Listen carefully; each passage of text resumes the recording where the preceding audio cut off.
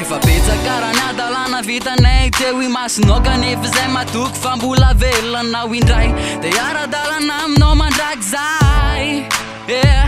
fa efa diso loatra tena efa tafa ohatra kanefa izay matoky fa mbola hitidrany akoatra hiaraka aminao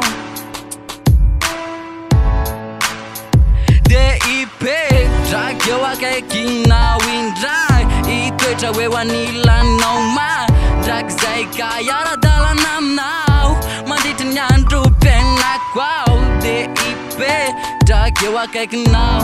indray itoetra hoe ho anilanao mandraky izay ray mba hoaiza hoaty zanakao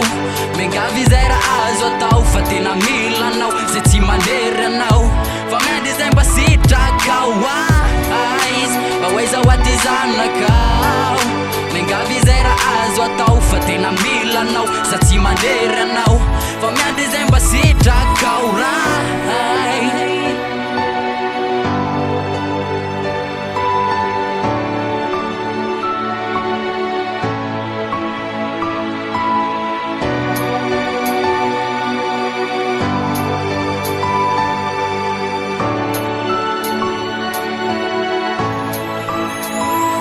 betsaka tena maro loatra tena efa diso tafahoatra ny adalana iray kanefa izay matoky fa mbola velanao indray izay iverenao ambala ty ondre fanany tsy mendriky akory ny anonona ny anaranao kanefa ankehitriny izahay mitalao zay mba velao ray de ny adalanay fa mba hoaiza hoaty zanakao